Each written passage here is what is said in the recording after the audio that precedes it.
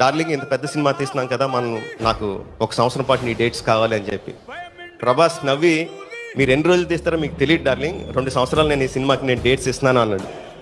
2 సంవత్సరాల్లో ఏ రోజు కూడా ఇదేంటి ఇన్ని రోజులు తీస్తున్నారు, ఇలా అయితే నా డేట్స్ ఎలాగా, నా నెక్స్ట్ సినిమా ఎలాగా, ఇది ఎలాగా అని ప్రొడ్యూసర్స్ కానీ నన్ను కానీ ఏ టెన్షన్ పెట్టకుండా షెడ్యూల్. ఇన్ఫ్యాక్ట్ మేము 20 రోజులు తీస్తే 20 రోజులు మీకు ఇది అవ్వదు డార్లింగ్, 4 రోజులు ఏంటి, ఎందుకు కంగారు, మనం తీసి సినిమా ఏంటి బాహుబలి ఇంటర్నేషనల్ లెవెల్ సినిమా అని చెప్పి మాకు ప్రతిసారి మాకు బూస్ట్, ఎనర్జీ బూస్ట్ ఇచ్చిన ప్రభాస్.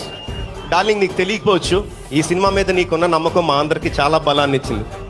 చాలా కష్టపెట్టానండి ప్రభాస్ని, ఆ రోప్స్ కానీ ఆ వర్క్ కానీ, అంతమంది జనాల మధ్యన ఆ కత్తులు గుర్రాలు వేసుకొని వెళ్ళడం కానీ, it's very very difficult work.